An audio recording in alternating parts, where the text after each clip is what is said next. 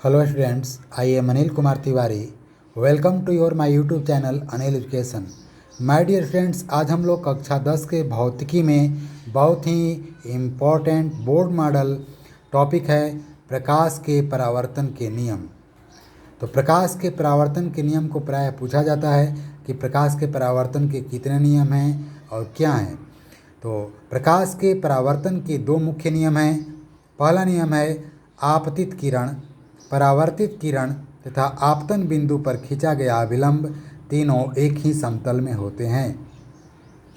दूसरा नियम है इसका कि आपतन कोण सदैव परावर्तन कोण के बराबर होता है। माय डियर स्टूडेंट्स, आपतन कोण को I और परावर्तन कोण को स्मॉल r द्वारा सूचित किया जाता है। इसे लिख सकते हैं, अतः कोण I इज इक्वल कोण R। यहाँ पर आप देखिए समतल दर्पण है जिसका ऊपरी सतह परावर्तक सतह है, नीचे रचित या कलई किया गया है। किसी समतल दर्पण के बिंदु, उसको आपतन बिंदु को O मानते हैं।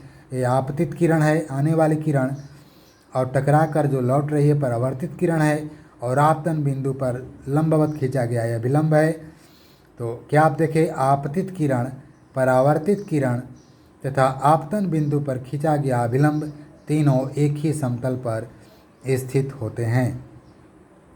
दूसरा है आपतित किरण और अभिलंब के बीच बने कोण को आपतन कोण, और परावर्तित किरण और अभिलंब के बीच बने कोण को परावर्तन कोण। यानी कि आपतन कोण सदैव परावर्तन कोण के बराबर होता है। ये दूसरा नियम है। ये नीचे चित्र को आप दिखा सकते हैं, प्रकाश के परावर्तन के नियम। आगे हम लोग कुछ छोटी छोटी परिभाषाएं हैं जो मुख्य रूप से उसको पढ़ेंगे। आपतित किरण किसे कहते हैं? किसी सतह पर पड़ने वाली प्रकाश किरण को आपतित किरण कहते हैं। आपतित मतलब आने वाली, किसी सतह पर, चाहे दर्पण हो या कोई अन्य वस्तु हो, किसी सतह पर जो किरण पड़ रही है मतलब आ रही है, उस पर पड़ने वाली प्रकाश किरण को आपतित किरण कहते हैं। यहाँ चित्र में दिखाया गया है। दूसरा देखेंगे परावर्तित किरण।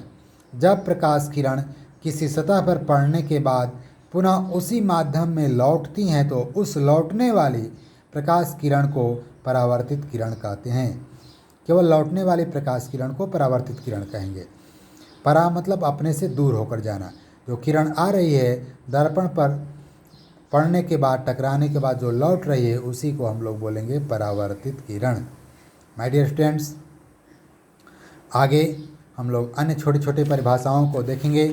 आगे है अभिलंब। किसी समतल सतह के किसी बिंदु पर खींचे गए लंब को अभिलंब कहते हैं। ये सतह के जो बिंदु पर जो लंबवत रेखा खींची गई है उसको अभिलंब कहते हैं। अभिलंब सतह के साथ ठीक 90 डिग्री का कोण बनाता है। आपतन बिंदु। आपतित किरण किसी सतह के जिस बिंदु से टकराती है उस बिंदु को आपतन बिंदु कहते हैं। आपतन बिंदु को प्रायः O द्वारा सूचित किया जाता है। आपतन कोण, अभी हम आपको चित्र में बताए हैं कि आपतित किरण तथा अभिलंब के बीच बने कोण को आपतन कोण कहते हैं, और आपतन कोण को I द्वारा, स्मॉल I द्वारा सूचित किया जाता है। अगला परिभाषा है परावर्तन कोण। परावर्तित किरण तथा अभिलंब के बीच बने कोण को परावर्तन कोण कहते हैं। परावर्तन कोण को स्मॉल r द्वारा सूचित किया जाता है। आगे हम लोग देखेंगे कि समतल दर्पण पर जब लंबवत पड़ने वाली प्रकाश किरण का परावर्तन कैसे होता है।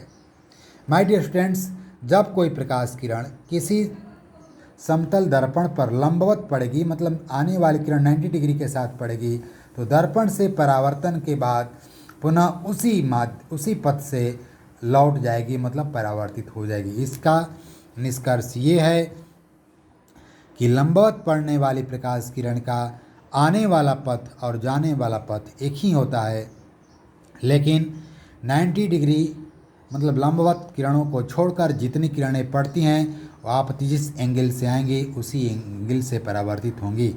यहाँ पर फिलहाल समझना है समतल दर्पण पर लंबवत पड़ने वाली किरण का परावर्तन।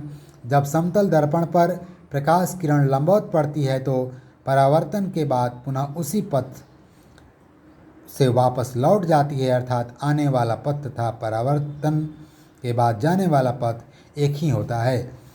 तो तो इसको आप चित्र के माध्यम से यहाँ पर देख सकते हैं। ये समतल दर्पण है और ये आपतित किरण और परावर्तित किरण है। दोनों का पथ जिस पथ से आएगी उसी पथ से परावर्तित होकर चली जाएगी। जब वह आपतित किरण किसी सतह पर लंबवत पड़ेगी तब।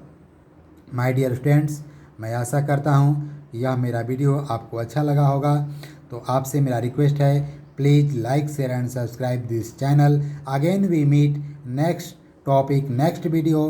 Then thank you, that's all, okay.